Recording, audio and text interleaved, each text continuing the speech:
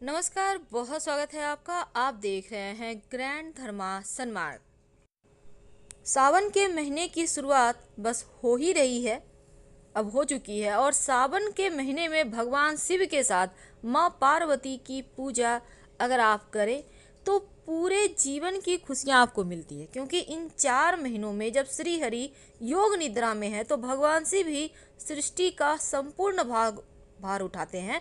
और श्रावण के महीने में भगवान शिव को प्रसन्न करना आसान है, क्योंकि वह पृथ्वी लोक पर शिवालय में रहते हैं।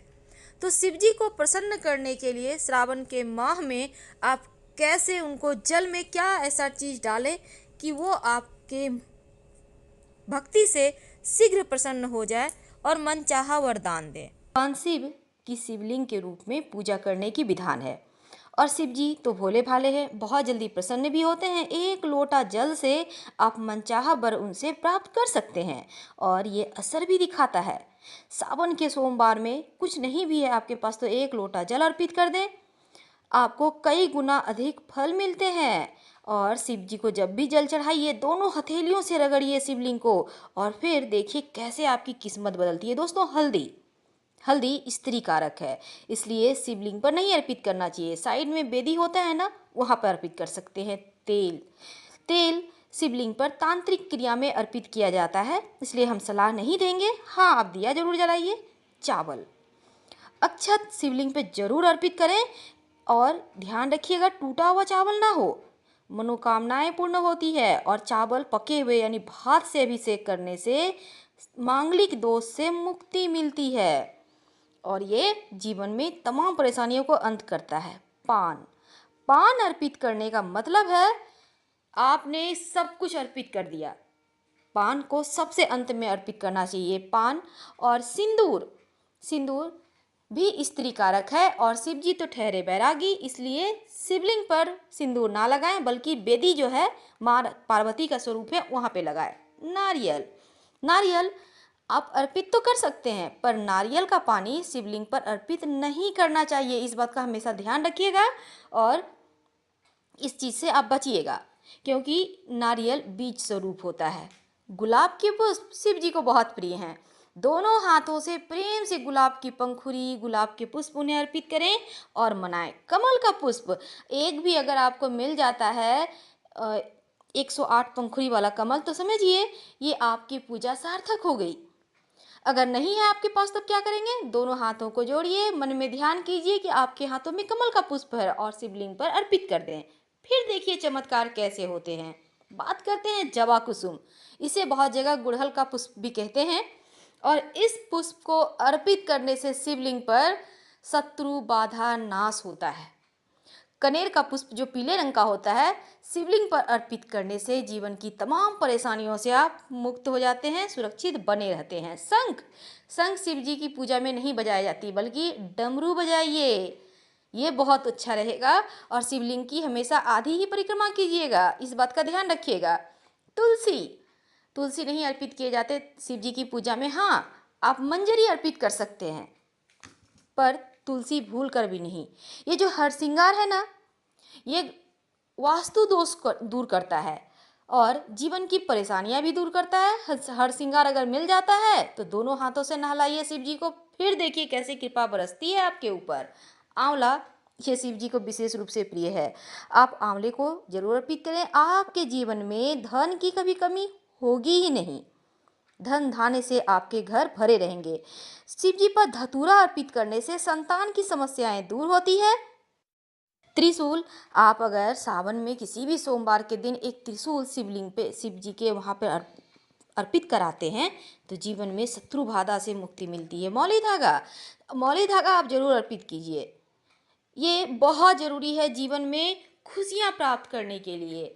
अब अगर हम बात करें नंदी की, तो भला नंदी के कान में बिना बोले हमारा मंत्र पूरा कैसे होगा। मनोकामना को पूर्ण करने के लिए नंदी के कान में अपनी मनोकामना जरूर कहें और नमः शिवाय का जप करें। नंदी हमेशा ही शिव जी तक आपकी जैसे भी आप मनोकामना उनसे कहें ना, एकदम सेम टू सेम पहुंचाएंगे। पान का पत्ता अर्पित करना है और पान के पत्ता पे रखिएगा क्या, 2 लौंग, एक इलायची, थोड़ी सी मीठी चीज़ें जैसे बतासा है, मिश्री है, कुछ मिठाइयाँ हैं और फिर थोड़ा सा मौली धागा, साथ ही साथ एक सिक्का या फिर दक्षिणा रखना मत भूलिएगा, क्योंकि शिव जी की पूजा बिना दक्षिणा की पूरी नहीं होती है। आप अंत में पूजा वूजा करने के बाद दक्षिणा जरूर अर्पित कीजिए। दिया तो आपको जरूर जलाना है, घी का दिया जलाइए, रुई की 2 बातियां डालिए, क्रॉस करती हुई पर जलाइएगा एक ही सिरा। तुलसी के पत्ते तो बिल्कुल भी नहीं अर्पित करना है, हमने पहले भी बताया। बात करते हैं जनेऊ की। जनेऊ शिव पूजा में अर्पित करना चाहिए। ये भोले भंडारी आपके जीवन में जो आपका सौभाग्य है उसे बढ़ाते हैं। फल के रूप में आप केला अर्पित करें, 2 केला जोड़ा में जब भी अर्पित करें, जोड़ा में 1, 5, 11 बिल्कुल भी नहीं, 2, 4, 6, 8 ऐसे करके अर्पित करें। और सेब में जितने मौसमी फल होते हैं, ऑरेंज है, एप्पल है, तमाम तरह के भी फल हैं बाजार में, सिर्फ नारियल का पानी अर्पित नहीं करना है, बाकी चीज़ें अर्पित कर सकते हैं। और शिवलिंग पर जो चीज़ आपने अर्पित कर दिया उसे प्रसाद के रूप में मत खाइएगा, इस बात का हमेशा ध्यान रखिए। हाँ, अलग से आपके थाली में कुछ है रखा हुआ, आप उसे ही प्रसाद के रूप में खाएं, क्योंकि आप देखते होंगे जितना भी बड़ा बड़ा शक्तिपीठ है, लोग क्या करते हैं, बाहर से प्रसाद खरीद कर लाते हैं। बेलपत्र जरूर अर्पित कीजिएगा, तमाम मनोकामनाओं को पूर्ण करने वाले शिव सिर्फ एक ही बेलपत्र से खुश हो जाते हैं। अगर आपके पास बेलपत्र नहीं है तो किसी और का अर्पित किया हुआ बेलपत्र उठाइए, उसे धोइए अच्छे से, फिर से चंदन लगाइए और उल्टा करके अर्पित करें।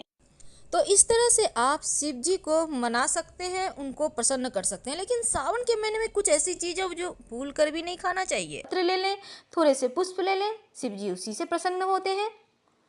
और जब भी आप सावन में शिव जी का अभिषेक करते हैं, कभी भी हल्दी उन्हें अर्पित मत कीजिएगा। अगर आपको अगर अर्पित करना है तो वेदी पर कीजिएगा, शिवलिंग पर मत कीजिएगा। हम बात कर रहे हैं क्या नहीं खाना चाहिए सावन में ताकि शिव की कृपा आसानी से मिले। तो बैगन, शास्त्रों में इस महीने में बैगन खाना वर्जित बताया गया है, क्योंकि बैगन अशुद्ध होता है। इसीलिए तो द्वादशी, चतुर्दशी, कार्तिक मास, सावन के महीने में एकादशी तिथि को हिंदू धर्म ही नहीं बल्कि जैन धर्म में भी लोग बैगन नहीं खाते हैं। दूध, चूँकि गाय इस समय हरी खरपतवार खाती है, नए नए घास उगते हैं, तो इसमें दूध का भी सेवन कम कर देना चाहिए। तीसरी है साग। साग का सेवन सावन के महीने में नहीं करना चाहिए, इसके पीछे वैज्ञानिक मत भी है। लहसुन प्याज अगर संभव हो तो मत खाइए, नहीं तो खा सकते हैं, आपकी मर्जी है, पर नॉनवेज भूल कर भी मत खाइएगा सावन के महीने में। शिव जी के करीब रहना है तो नॉनवेज एक मास महीने के लिए छोड़ दें और जीवन का आनंद उठाएं। दोस्तों, सावन के महीने में शिव कृपा पाने के लिए खासकर इन बातों का ध्यान रखें कि आप अपने से बड़ों का सम्मान करें, छोटों से प्यार करें, गरीब लोगों का हेल्प करें और कभी भी गुरुजनों का अपमान ना करें। ईश्वर और भक्त के बीच की दूरियां सावन के महीने में कम हो जाती है, इसीलिए तो सुबह उठकर 1 लोटा जल शिव जी पे अर्पित करते हैं, ताकि जल्द से जल्द आपकी जो चाहत है, इच्छाएं हैं, वो पूरी हो सके। हमेशा ही अपने घर में साफ सफाई रखिए, घर में पुरानी पड़ी हुई जो भी वस्तु है, कचरा है, कबाड़ है, उसे हटा दें। ऐसा करने से घर में सकारात्मकता बनी रहेगी। और सावन के महीने में संभव हो तो स्त्री पुरुष प्रसंग से बचना चाहिए। ब्रह्मचर्य का पालन कीजिए, कम से कम जिस दिन आप फास्ट रखते हैं, सोमवार का फास्ट है तो रविवार के दिन लहसुन प्याज मत खाइए और ब्रह्मचर्य का पालन करें, ताकि आपको आके जो आपने तप करने की सोची है उसका पूरा फल आपको मिल सके। दोस्तों, जैसा कि हमने कहा, दूध नहीं खाना चाहिए। सिर्फ दूध ही नहीं बल्कि दही, पनीर, ये सभी चीज़ें नहीं खाना चाहिए। ये चीज़ें वात दोष बढ़ाता है और सेहत से जुड़ी समस्याएं हो सकती है, क्योंकि बारिश का मौसम है और थोड़ी हमारी पाचन तंत्र कमज़ोर हो जाती है, क्योंकि इस समय पानी भी थोड़ा सा जरा हटकर आता है, आपको तो पता ही है। तो इसलिए सावधानी से भोजन कीजिएगा और पूरी तरह से सात्विकता का मन पकड़े रहिएगा। हरी पत्तेदार सब्जियां कभी मत खाइएगा, वात की शिकायत बढ़ेगी।